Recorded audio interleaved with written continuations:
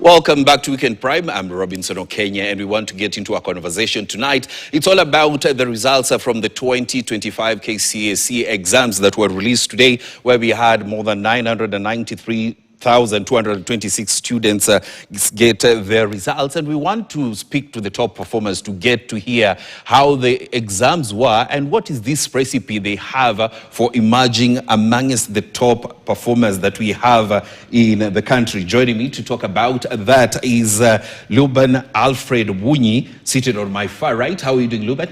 I'm fine, thank you. Good to have you in studio. Thank you for having me. And Shanice Nelima Kafefa. How are you, Shanice? I'm fine. Yes, of course, the two are from Moi High School, Kabarak. And what is interesting with the two of you is that, before you even go into that, congratulations for being amongst the top students that we have in this country. Thank you. How does it feel, Shanice? It feels surreal, but I was also expecting it because I know I put in the work, so yeah. Alfred, how was it for you? I'd have to agree with her that it was almost unbelievable, but in the end we are all thanking God. You know what is interesting about the two of you? Yeah. Something that you just told me, and it's very interesting that the two of you are head boy and a head girl at Moi Kabarak, and it's leading by example. Yes, I mean, sir. how does it feel that somebody will be looking at you from the classes that you are with, saying that Shanice, Alfred, those guys, they led by example? Shanice? It feels amazing because, first of all, when we left school, I didn't remove my sticker from the desk because I knew I'm going to serve as an inspiration for somebody one day. So I think that's such an amazing feeling to think that someone out there is looking up to me as an inspiration to them. It's good. Well, of course, it's great. And Alfred, Yes. How do you feel? Leading by example. It's quite fulfilling because in the first place, when you're given such a task, there's then some expectations that are brought onto you.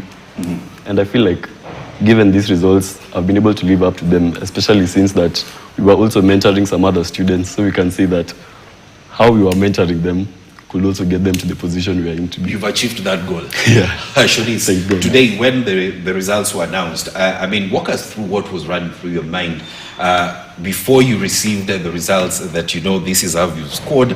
And when you received the results, what were you thinking?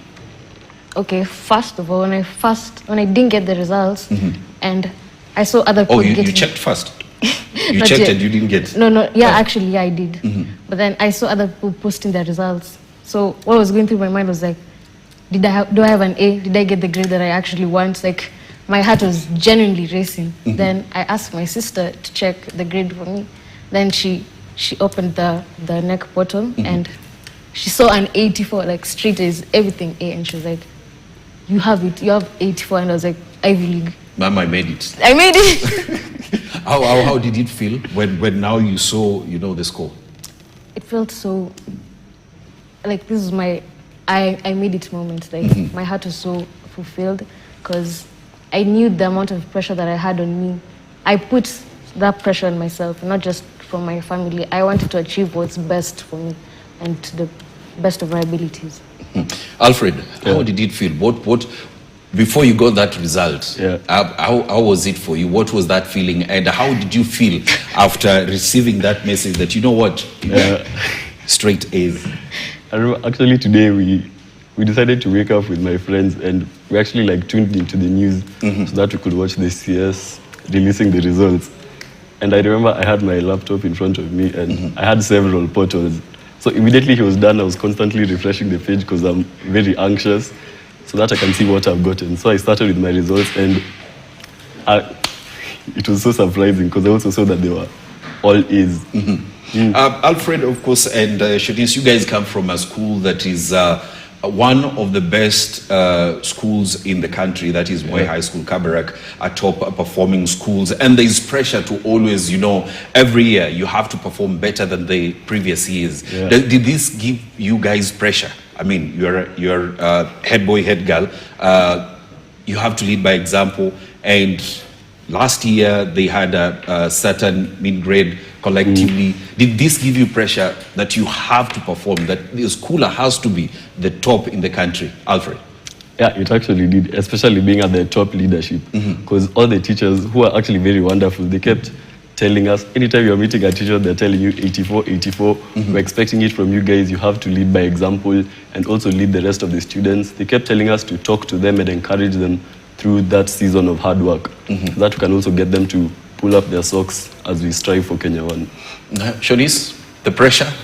I wouldn't say that the pressure was from the previous class, but from me and also from the other people who looked up to me. Because I saw in my mind, I was like, I have to work hard because there's so many people who are looking up to me. Like, I get small notes in school. They're like, Kafafa, I believe in you. I believe in you. I was like, I have to prove them that I can do this. Yeah. So what's the magic?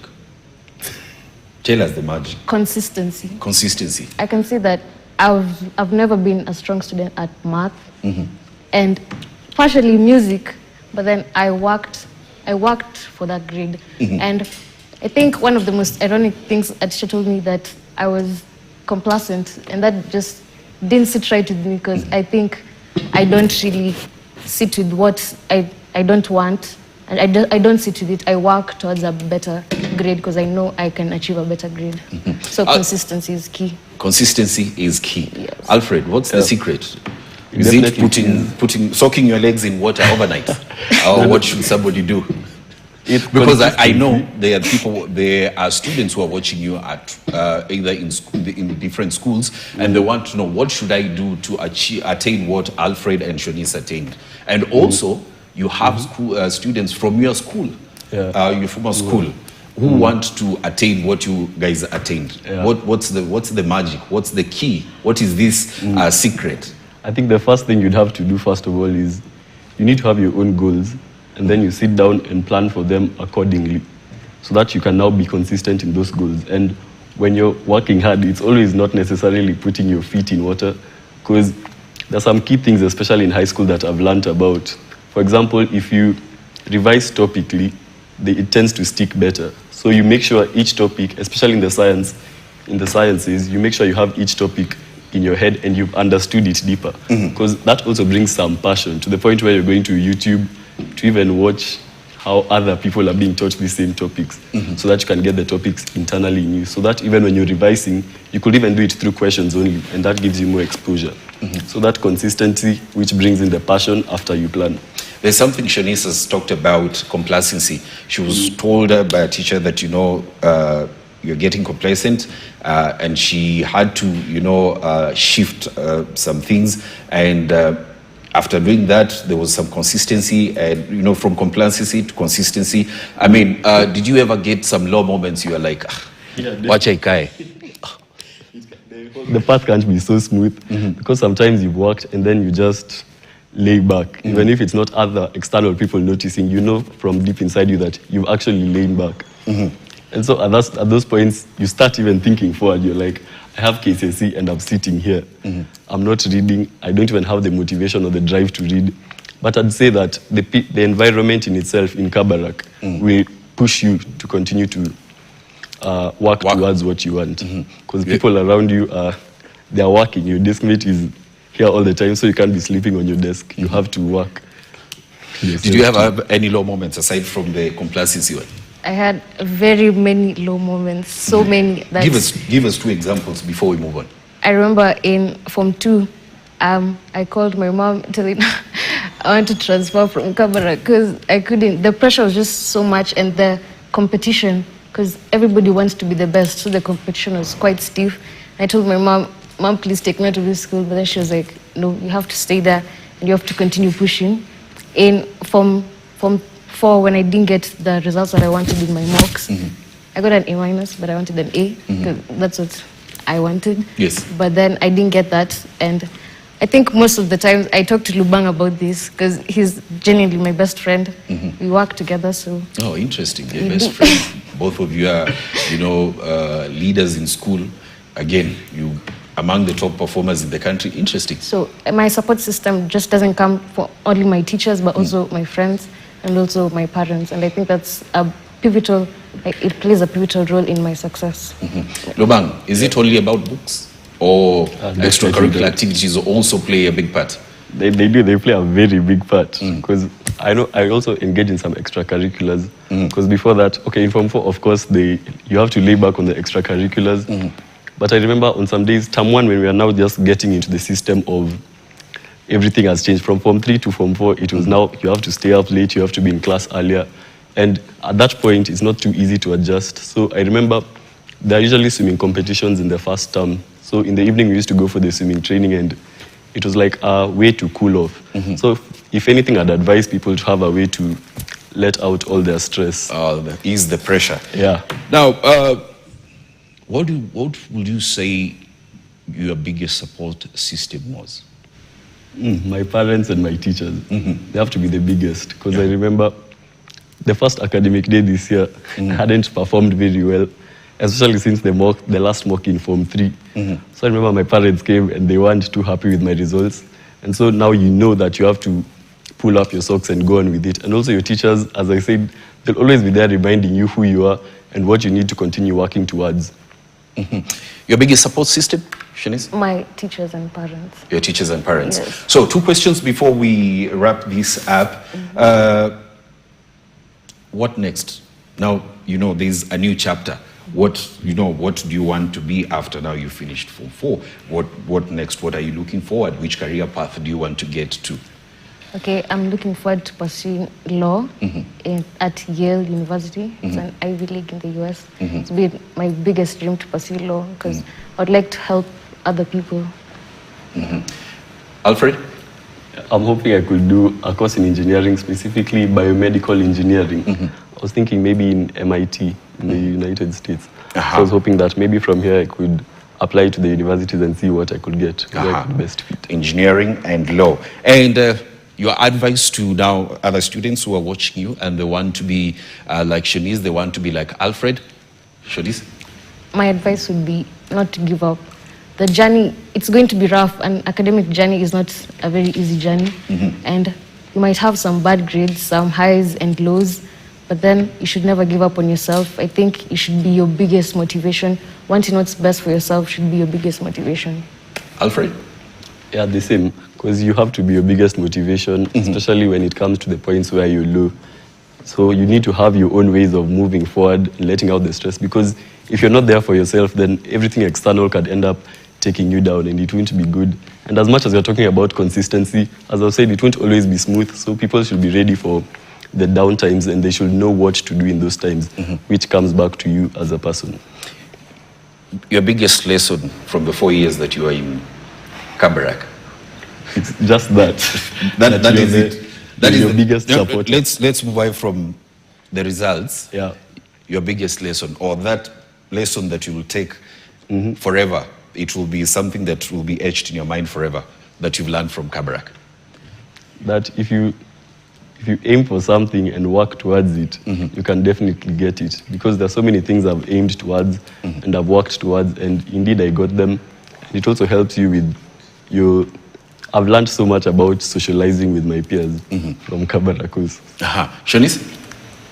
What I took from my whole high school journey is probably that balance. You have to strike a balance in your life. That you have to be all-rounded, because I was juggling leadership, my academics. I was also part of the debate club, as part of the St. John movement. So find balance in life. I think it's a very important thing. Find balance in life. It's a very important thing. So we don't normally do this on Friday, but today is your day. So I want to give you 30 seconds. You big up your friends. Oh. Yes, 30 seconds. Big up your friends. Hi, Jamila. Hello, Mr. Ngashi. Thank you for supporting me so much. Hello, Mr. Egon. And every other teacher that I forgot to mention because my mind is just so fast. Madam Winnie and Mr. Moy, thank you all so much. And all my friends. I've forgotten their names, but okay, thank you. Time. Well, Alfred?